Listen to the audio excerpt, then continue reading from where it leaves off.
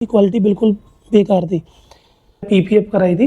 अब यहाँ पर अगर आप देखो थोड़ा सा स्क्रैच आया हुआ है, तो बाइक में ना ये वाइब्रेशन प्रूफ नहीं है ना। रेडमी वाला जो मैं पर्सनल यूज़ के लिए यूज़ करता हूँ, वो फ़ोन ही ख़राब हो इसी वेबसाइट से अगर आपको दिख रहा हो तो बहुत अच्छी बिल्ड क्वालिटी। आज मैं आपको अपने वीडियो में एक चीज़ बताने वाला हूँ, क्योंकि मेरे एक भाई ने कमेंट किया था कि भैया मैंने न्यू बाइक ली है, तो मुझे अपनी बाइक में क्या क्या चीज़ें फर्स्ट प्रायोरिटी पे इंस्टॉलेशन करानी चाहिए जिससे मेरी नई बाइक सेफ्टी रहे। क्योंकि उसने मेरे बहुत सारे वीडियो देखे, उसने बोला भैया आपने अपनी बाइक में बहुत सारी सेफ्टी कराई है, तो एक बार आप मुझे अपनी बाइक के बारे में बताओ। सेम चीज़ें मैं अपनी बाइक में भी इंस्टॉल कराना चाहूँगा। तो आज मैं आपको बताने वाला हूँ, जब मैंने बाइक परचेज़ की थी तो सबसे पहले कौन सी मैंने एक्सेसरीज इंस्टॉल की थी, सबसे पहले अपनी बाइक में क्या क्या चीज़ें कराई थी। तो सबसे पहले मैं बात करूँ ना भाई, तो सबसे पहले अपनी बाइक में मैंने जो कराया था वो पीपीएफ कराया था। ठीक है, इस पीपीएफ को लगभग 1 साल से ज़्यादा हो चुका है। मैं 2 बार लेमिनेशन कराया था, बट लेमिनेशन में वो मज़ा नहीं आता है, इसकी वजह से लेमिनेशन हटा के मैंने पीपीएफ कराई थी। अब यहाँ पर अगर आप देखो थोड़ा सा स्क्रैच आया हुआ है, तो बाइक के अंदर इस प्लास्टिक पे, इस कवर पे कोई भी डैमेज नहीं आया होगा। तो आप किसी भी बढ़िया से पीपीएफ करने वाले के पास जाना, उसके प्राइस से कोई कॉम्प्रोमाइज़ मत करना, क्योंकि बहुत सारे लोग मार्केट में बोलते हैं हम 1000 रुपये में कर देंगे, 1500 में कर देंगे। तो एक बढ़िया क्वालिटी का पीपीएफ चूज़ करना, क्योंकि आपकी बाइक की सेफ्टी का वो है। ठीक है, दूसरा क्या है, मैंने ये जो क्रैश गार्ड है ना, ये क्रैश गार्ड मैंने ऑर्डर किया था इसी वेबसाइट से अगर आपको दिख रहा हो, तो बहुत अच्छी बिल्ड क्वालिटी है। जो बाइक का कलर है ना ऑरेंज, ठीक है, उसी सेम ऑरेंज कलर से मिलता जुलता है। क्योंकि करोल बाग आप जाओगे ना, इस ऑरेंज से या तो लाइट ऑरेंज मिलेगा या डार्क ऑरेंज मिलेगा। प्लस जब आप बाइक चलाओगे ना, तो आपकी बाइक में बहुत ज़्यादा वाइब्रेशन आएगा। क्योंकि मैं ऑलरेडी एक इंस्टॉल कर चुका था, उसको मैंने रिमूव कर दिया। तो सबसे पहला काम आपका जो रहेगा ना, फर्स्ट प्रायोरिटी ये रहेगा, सेकंड प्रायोरिटी ये रहेगा। ठीक है, तो ये चीज़ें आप किसी मैकेनिक से भी इंस्टॉल करा सकते हो। अदरवाइज़ इसके साथ एलन की बोल्ट पूरी फिटिंग्स आती है, आपको ज़्यादा कुछ नहीं करना है। सिर्फ आपको ये 3 बोल्ट खोलने हैं, 4 खोलने, एक ये रहेगा, 2 ये रहेंगे, 3 ये रहेगा। इसको खोलो और उसको इंस्टॉल करो। तो गाइज़ इसमें इसको इंस्टॉलेशन में कोई भी आपको थोड़ा फोड़ी नहीं करनी पड़ेगी, क्योंकि इसकी फिटिंग एकदम एग्जैक्ट आती है। क्योंकि मैंने अपने ड्यूक 200 में पहले जो फर्स्ट टाइम ली थी ना, तो करोल बाग से ही लेकर आया था, तो बहुत सारी कटिंग छटिंग दुनिया के काम करना पड़ा था। ठीक है, तो करोल बाग से ना लेके आप ऑनलाइन ऑर्डर करना, बहुत बढ़िया फिटिंग मिलती है। दूसरा क्या है, मैंने ये जो टेम्पर है ना, ये भी मैंने ऑनलाइन ही ऑर्डर किया था। इसको भी लगे लगभग 1 साल से ज़्यादा हो चुका है। ठीक है, तो इसको मैं रिमूव करके नया लगाने वाला हूँ। ये लगभग मेरे को 299 रुपीज़ का पड़ा था, क्योंकि मार्केट में आ ही नहीं रहा था। तो ऑनलाइन ही था, एक टेम्पर वाला करके एक वेबसाइट है, मैंने उससे ऑर्डर किया था। तो मैंने इसको ऑर्डर किया, इसको साफ़ करा और ये खुद ही इंस्टॉल कर लिया।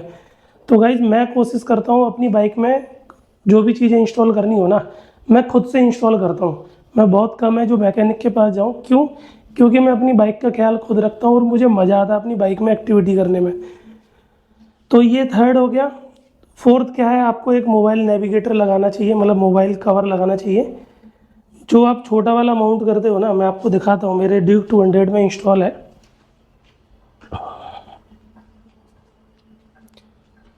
तो मैंने जब ये इंस्टॉल किया था ना गाइस, तो मुझे सस्ता पड़ गया, लगभग 600-700 रुपये में इंस्टॉल हो गया था।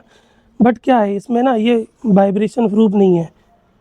तो जिससे क्या, मेरा एक जो फ़ोन है ना रेडमी वाला, जो मैं पर्सनल यूज़ के लिए यूज़ करता हूँ, वो फ़ोन ही ख़राब हो गई। जो फ़ोन का है ना, वो कैमरा जो ब्लर हो गया।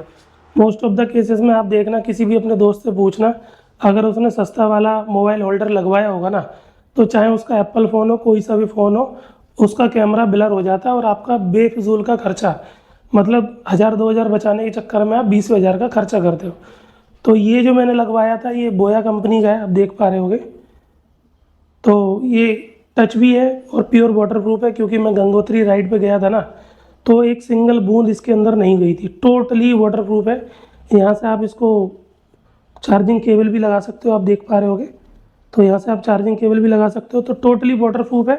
तो ये मेरे को उस टाइम पड़ा था 2000 रुपीज़ का। अभी तो मार्केट में ₹1000 के भी आ रहे हैं, बट आई डोंट नो उनकी क्वालिटी क्या हो, बट ये मैं पर्सनली यूज़ कर रहा हूँ, इसलिए मैं आपको सजेस्ट कर रहा हूँ। तो यहाँ पर मैंने 4 चीज़ें आपको बताई हैं, ठीक है। आप चाहो तो एक इंस्टॉलेशन और कर सकते हो, ठीक है, बट वो इंस्टॉलेशन क्यों ज़रूरी है? अब जैसे ये है, इसको लगेज बोल लो, रैक बोल लो, कुछ भी बोल लो, तो ये ज़्यादा बड़ा पोर्शन नहीं है, छोटा सा पोर्शन है और लगभग 2000 की आता है। ये भी मैंने ऑनलाइन ऑर्डर किया था बेंगलोर से, क्योंकि करोल बाग में उस टाइम KTM, जिस टाइम ये KTM लॉन्च हुई थी, जिस time KTM 3rd generation launch हुई थी ना, करोल बाग में कोई भी एक्सेसरीज़ नहीं थी, तो जो भी एक्सेसरीज़ मिल रही थी ना वो ऑनलाइन ही मिल रही थी। तो ये मैंने इंस्टॉल किया। इस पर क्या है, कुछ भी आपको सामान लाना हो, क्योंकि इसमें आपको कहीं भी कुछ भी कसने का सिस्टम नहीं मिलेगा, और ये आपकी गद्दी भी डैमेज हो सकती है, आपका प्लास्टिक पे स्क्रैच भी आ सकते हैं। तो बेटर देन आप ये इंस्टॉल करो। इसको इंस्टॉल करने के बाद ना बाइक का थोड़ा लुक ही अच्छा हो जाता है। अब देखो, थोड़ा सा क्लासी लुक आ जाता है। तो ये भी मैंने तभी इंस्टॉल कराया था। अगर आपको बाइक चलाने में अगर आपको दिक्कत होती है तो आप जेल सीट भी ले सकते हो, ठीक है। तो जेल सीट भी, तो टोटल ये मान के चलो कि अगर मैंने जो 3-4 चीज़ें आपको बताई है ना, अगर आप वो परचेज़ करते हो तो आपका खर्चा जो है ना मैक्सिमम 10,000 आएगा। जब आप 3 से 4 लाख की बाइक ले सकते हो तो जाहिर सी बात है 10,000 और खर्च कर सकते हो। लेकिन लोग क्या करते हैं, सबसे पहले करोल बाग जाते ही सबसे पहले PPF कराएंगे। PPF कराने के बाद क्या करेंगे, ये जो स्टॉक मिरर है ना इनको हटा देंगे, और आर्टिफिशियल जो मिरर रहते हैं ना, जो वो बिल्कुल पतले से रहते हैं, उसको इंस्टॉल करा लेते हैं। दूसरा क्या रहता है, ये टेल को जो है ना, ये टेल कट करा के छोटा सा टेल लगा लेते हैं। तो गाइज़ ये KTM एक ऐसी बाइक है ना, ये रोड पर बहुत ही फास्ट चलती है, जिसकी वजह से क्या होता है, पुलिस वालों के नज़रों में आते हैं। और पुलिस जब आपको रोकेगी ना तो सबसे पहले आपका नंबर प्लेट चेक करेगी।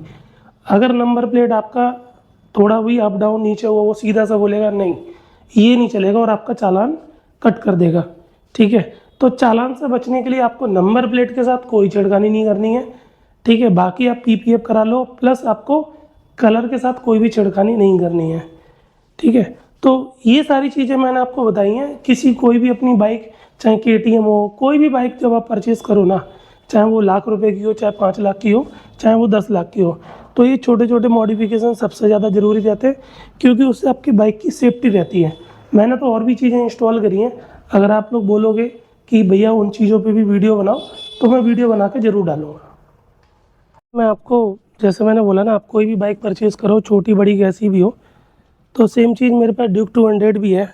मैंने भी उसके जो ये क्रैश गार्ड है ना, ये दूसरे लगवाए हैं। इससे पहले बेकार वाले लगे हुए थे, करोल बाग से मिले थे 5000 के, वो भी उनकी क्वालिटी बिल्कुल बेकार थी। तो आप कोई भी बाइक परचेज़ करो, ठीक है, ये 8-10 हज़ार का मॉडिफिकेशन ज़रूर करो। यहाँ पर भी आप देखो, ड्यूक 200 में भी मैंने काफ़ी कुछ मॉडिफाई करा है, तो इसके ऊपर भी मैं बहुत जल्दी वीडियो बनाऊँगा, ठीक है। अगर आप बोलोगे इसके बारे में वीडियो बनाओ, तो मैं एक वीडियो बना के ज़रूर डालूँगा, क्योंकि अभी मैं KTM ड्यूक 390 पे ही फोकस कर रहा हूँ और उसी के बारे में वीडियो बना रहा हूँ। अगर आपको और भी कोई इन्फॉर्मेशन चाहिए हो ना इन दोनों बाइक के बारे में, तो आप मुझे कमेंट में बताना, या फिर मेरे इंस्टाग्राम पे DM करना।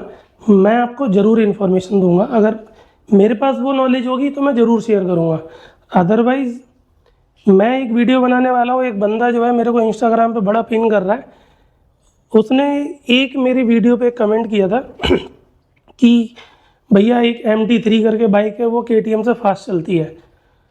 तो गाइज़ जो चीज़ इंडिया में है ही नहीं और जो चीज़ इंडिया में आई भी नहीं, तो आप उसको ड्यूक 390 से कंपेयर कैसे कर सकते हो।